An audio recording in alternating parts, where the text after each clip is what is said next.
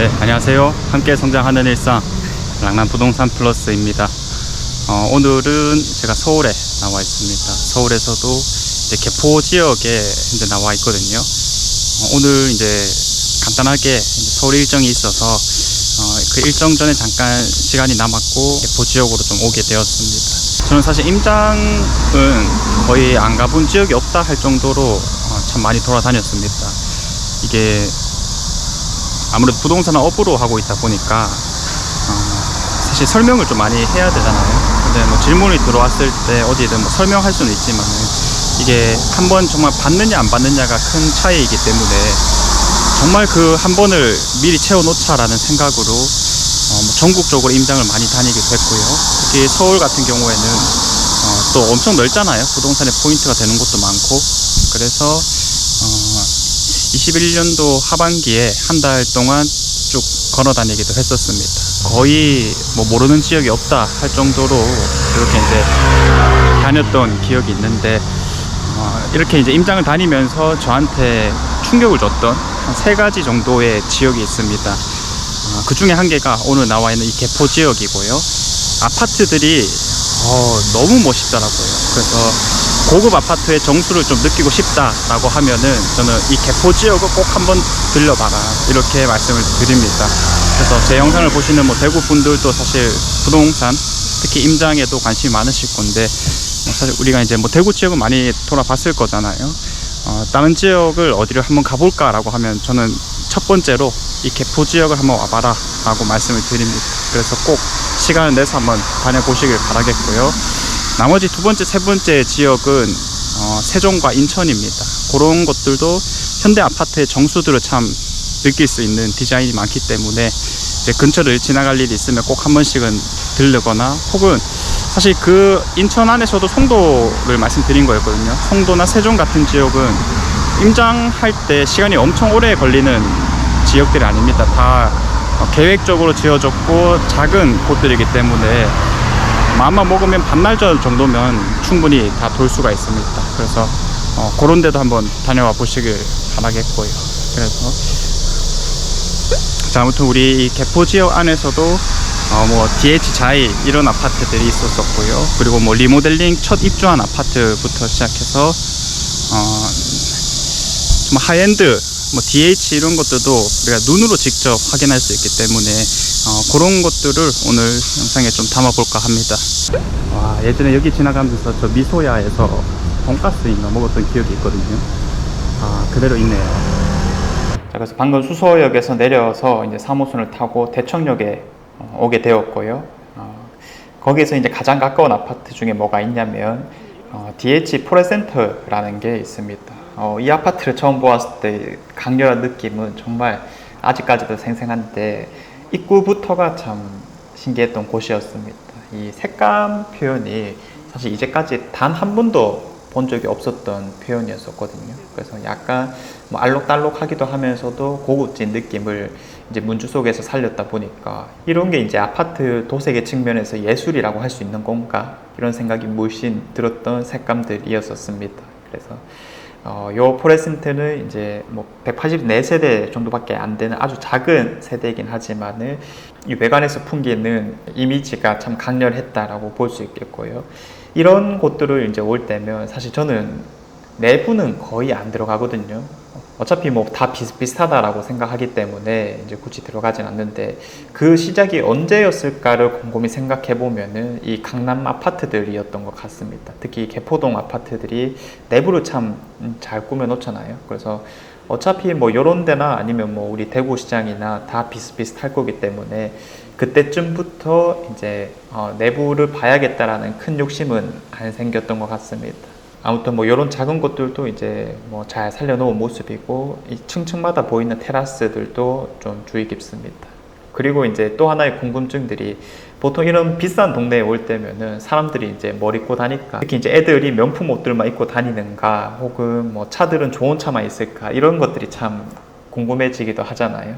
저는 이제 그런 것들이 상당히 궁금했었는데 이런 아파트 단지 내부에서도 이제 놀이터 같은 거, 여기 사는 애들은 어떤 놀이터에서 이제 좀 지낼까 이런 것들도 궁금해져서 돌아다녀 보는데 사실 이제 건축이라는 것은 전국적으로 같이 시행하고 있기 때문에 큰 차이가 안 드러나는구나를 많이 느낍니다. 그래서 뭐 이런 외부에서 보이는 것들은 사실상 좀 비슷하다라고 볼 수 있는 건데, 이런 외관에 있어서 정말 다른 것들을 보여주는 게 이 바로 옆에 있는 DH 자이 개포가 아닐까 싶습니다. 제가 이제 서울의 반포라든지 혹은 이 개포동 지역에 왔을 때 확실히 하이엔드 브랜드는 다른 게 어떤 건지를 확연히 느낀 부분이 있었는데, 두 가지였거든요. 첫 번째는 이 아파트 동끼리의 높이 차이였고요. 그리고 또 하나는 이제 청고였습니다. 그래서 청고 같은 경우에는 정말 하나하나의 세대가 좀 높게 지어졌구나라는 것을 바로 느낄 수 있었고, 높낮이가 동마다도 큰 차이를 보이고 있으니까 이런 것들이 또 큰 차이점이구나. 이거를 이제 곰곰이 생각해 보면 어차피 가격이라는 것은 하나가 거래가 잘 되면 나머지 것들은 그대로 이제 따라가는 경향이 있기 때문에 하나 확실한 것을 지어 놓으면 그런 것들이 가격 견인 역할을 할 수 있는 게 아닐까, 이런 생각들이 많이 들더라고요. 그래서 이제 DH 자이 개포도 이제 그런 모습들을 바로 확인해 볼 수 있었고요. 아니면 반포의 아크로 같은 경우에도 이런 높낮이 차이를 많이 느낄 수가 있을 겁니다. 그래서 우리 대구에도 이제 아크로가 들어오게 되면은 이런 높낮이 차이를 좀 확인해 볼 수 있지 않을까, 그런 예상을 좀 해볼 수 있는데, 내부 같은 경우에도 이제 한번 걸어봤거든요. 요즘 신축 아파트들은 컨셉은 다 비슷비슷하잖아요.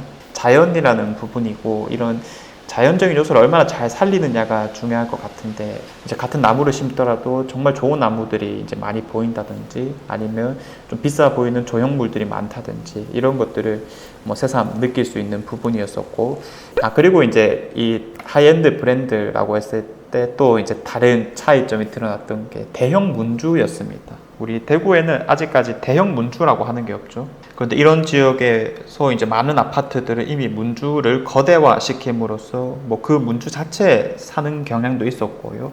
하나의 마을입구 같은 느낌을 잘 살려냄으로써 이런 것들이 참 다른 점이구나를 많이 느끼게 되는 부분이었습니다.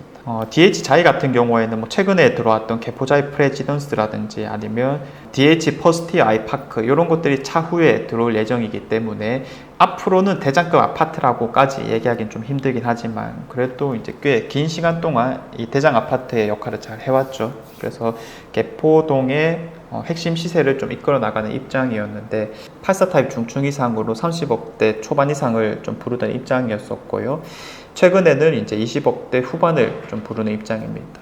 그래서 절대적인 가격이라고 치면은 뭐 많은 돈이 떨어지긴 했지만은 이 퍼센트로 봤을 때는 우리 대구에는 사실 뭐 40% 이상 떨어진 게 수두룩한데, 이런 것들은 뭐 많아도 20% 정도 내외로 가격 변동이 있는 상황이다 보니까 확실히 잘 버티는구나, 이런 것들을 많이 느낄 수 있고요. 서울 전체적인 시장이 사실 많이 떨어져 봤자 한 30% 정도 수준에서 이제 그친 것을 많이 확인했기 때문에 잘 버티고 또 이제 올라갈 때는 먼저 올라가고, 이런 특징들이 보이는 게 아닐까 싶습니다. 아무튼 이런 떨어진 비율들 전체적으로 봤을 때는 지방광역시들의 투자 시장이 조금 더 매력적이다라고 느끼고 있긴 하지만은, 뭐 이런 것들은 어차피 안 팔 것들이기 때문에 미리 사두면 되는 거 아니냐, 이런 식으로 바라본다라면 뭐 틀린 말은 아니다라고 말씀드릴 수 있겠습니다. 혹시나 이제 갭 투자를 하는 거라면 전세 값은 10억대 초반이기 때문에 한 17억, 18억 정도는 우리가 필요하다라고 보여지는 상황이고요. 그리고 이제 또 뒤쪽으로 가게 되면은 뭐 상록 스타일스라는 게 있는데 공무원 아파트이더라고요. 당시에 2년 전에 제가 왔을 때는 이제 안 보였던 걸로 기억이 나는데, 이런 것들도 이제 그새 지어졌고, 그 사이에 지어진 것들이 꽤 많더라고요. 개포자이 프레지던스도 그때 당시에는 이제 펜스만 보이던 상황이었는데, 깜짝 놀랐습니다. 이 색감 같은 것들이 참 잘 표현되어 있고, 내부 환경도 정말 고급 신축 아파트의 정수를 느낄 수 있는 상황이었었기 때문에 요거는 제가 따로 한 편을 더 만들어 보도록 하겠습니다.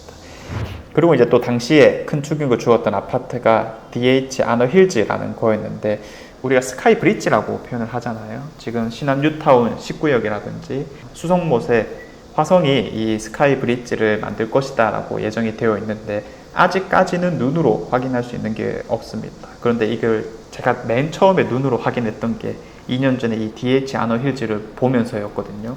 아, 실제로 만들어지면 저 모습이겠구나 라고 해서 처음에 좀 감명받았던 기억이 있습니다. 그래서 뭐 색감이라든지 확실히 한 번도 본 적이 없던 것들이었어서 당시에는 정말 큰 충격이었다 라는 기억이 남고요. 역시 다시 봐도 좋다라는 생각이 들더라고요. 자, 그리고 어쨌든 이런 DH 아너 힐즈를 좀 넘어서 레미안 블레스티지라든지 아니면 DH 퍼스티어 아이 파크 요것들을 이제 또 볼 수 있거든요. 당시에도 뭐 DH 퍼스티어 아이 파크 같은 경우에는 펜스만 높게 쳐져 있었기 때문에 눈으로 크게 확인할 수 있는 건 없었는데 세대수만 해도 6,700세대입니다. 확실히 서울 쪽을 다니다 보면은 뭐 헬리오시티 9,000세대라든지 아니면은 뭐 고덕에 뭐 3, 4천 이상 되는 곳들이 참 많거든요. 그래서 이런 대형 단지들이 참 잘 들어오는구나를 느낄 수 있는데 이 하이엔드 브랜드들이 이만큼의 대형 평수를 짓는 것은 참 이제 미래가 기대되는 상황입니다. 그래서 지금은 충수는 거의 다 올라간 모습을 확인할 수 있고요. 저 멀리 이 내부 안에서도 중간 다리가 좀 보이는 상황이긴 한데 입주 영상들이 기다려지는 상황입니다. 24년도 1월에 입주할 예정이고요. 그리고 이제 레미안 블레스티지도 참 눈길이 갔던 게 이 문주 부분들을 참 거대화를 잘 해놨다. 그리고 색감 같은 것도 참 알록달록 해놨기 때문에 눈길이 많이 가던 아파트였습니다. 여기도 뭐 사실 2019년식이기 때문에 아주 오래된 건 아닌데 사실상 조금은 다른 아파트들에 비해서 좀 연식이 돼 보인다. 아무래도 색감 표현 이런 것들 때문에 그런 것 같다라는 느낌도 들고요. 가격은 뭐 비슷한 상황입니다. 84타입 중층 이상이 지금 뭐 최저가는 26억부터 부르고 있는 입장이고요. 지금 바로 정면으로 보이는 이런 문주에 있는 곳들은 201동과 223동인데 테라스 세대라고 부릅니다. 그래서 어떻게 보면은 뭐 일반 아파트 세대보다 좀 안 좋은 거 아니야? 너무 정면에 있기 때문에 이렇게 생각할 수 있는데 가격 같은 경우에는 오히려 좀 더 높게 부르는 상황이에요. 30억대 초반 이상을 최소한 부르고 있고 매물도 많이 없는 상황입니다. 그래서 뭐 펜트, 테라스 이렇게 이제 말을 하기도 하니까 오히려 이제 좀 희귀성을 좀 강조하고 있는 게 아닐까 이렇게 이제 보여지고요. 마지막으로 이제 봤던 아파트가 개포 더샵 트리에입니다. 이게 이제 우리 대한민국에서 최초로 리모델링 사업이 입주한 곳이에요. 우리 대구에도 이런 지방 최초의 입주 단지들이 있죠. 우방총솔이라든지 아니면 뭐 우방 5성이 좀 하려고 하는 입장인 건데 이런 것들을 이제 직접 눈으로 확인할 수 있는 기회가 되어서 처음에 상당히 또 눈길이 갔던 곳이었습니다. 그래서 이런 리모델링 세대의 이제 특징은 기존의 고율조라든지 내력벽을 유지한 상태에서 이제 짓는 것이기 때문에 아파트 자체가 좀 뚱뚱해지고 동굴형 구조가 만들어진다는 게 특징이거든요. 그래서 이게 실거주 관점에서 좀 안 좋은 거 아니냐 이런 측면이 있지만은 뭐 현실적으로 재건축을 할 수 없는 단지들 뭐 예를 들어서 용적률이 너무 높다라는 곳은 이런 사업성이 안 드러나다 보니까 그나마 조금 변화시킬 수 있는 방법이 리모델링 밖에 없다. 그래서 여기도 리모델링을 진행했던 거고 1대1로 리모델링 했다 하더라고요. 그래서 기존의 30평대들이 40평 정도 되는 상황이었는데 이런 리모델링 사업을 왜 하냐라고 했을 때는 외부라든지 내부를 좀 바꾸겠다라는 것도 분명히 있지만은 사실 지하 주차장의 문제도 크거든요. 이런 구축 아파트들은 이제 지상에만 보통 주차장이 있기 때문에 뭐 한두 개 층을 더 파는 식으로 많이 사업을 합니다. 그래서 여기도 딱 가자마자 보이는 거는 바로 지하 주차장으로 들어가는 입구였었고요. 확실히 내부 단지 같은 경우에는 조금 작다라는 느낌을 받을 수는 있을 것 같습니다. 직접 눈으로 확인했을 때 좀 신기했던 것은 요 이제 개별 라인마다 지하로 내려가는 계단을 따로 봤더라고요. 그래서 뭐 엘리베이터가 직접적으로 뭐 연결되기는 좀 힘든 상황이지 않았나라고 보여집니다. 어쨌든 뭐 각 호마다 이렇게 이제 내려가는 모습들을 봤을 때는 여러 어려움도 좀 느껴졌던 상황이기도 하고요. 그래서 이제 개포동은 역시 이제 여러 번 와도 참 좋은 동네다라는 것을 느낄 수 있었고요. 물론 이런 아파트들이 잘 지어졌다라고 해서 뭐 입지적인 측면에서 대치동이라거나 혹은 뭐 압구정 이런 데랑 이제 비빌 정도는 아니다라고 이제 얘기는 할 수 있겠지만은 우리가 이제 또 봐두는 게 중요한 거 아니겠습니까? 그래서 앞으로 지어질 아파트들은 이런 형태들이 좀 많아질 가능성이 높다라고 보는 거니까 우리가 미리미리 그런 안목들을 잘 채워놓으면 좋을 것 같습니다. 자, 이렇게 개포단지를 좀 돌아봤는데 확실히 두 번째 돌아도 새로 지어진 아파트도 많고 참 볼 게 많은 곳이었습니다. 그래서 제 영상을 보시는 분들도 이제 꼭 한번 이 개포에 좀 와서 보면은 좀 뭐랄까요, 눈이 높아진다라고 해야 되나요? 그런 걸 좀 느끼실 수 있을 거고요. 이 상태로 이제 대구에 돌아가면 이제 좀 아무래도 대구 아파트들이 좀 부족해 보이고 그런 걸 좀 느낄 수가 있을 건데, 아무튼 뭐 한번 가봤다, 한번 눈으로 봤다, 이런 것들이 참 중요할 테니까요. 오늘 영상 잘 참고하셔서 한 번쯤 와보시면 좋을 것 같습니다. 자, 이상 제가 준비한 내용은 여기까지고요. 다음에도 또 이제 다른 지역도 좋은 곳들을 한번 살펴보도록 하겠습니다. 감사합니다.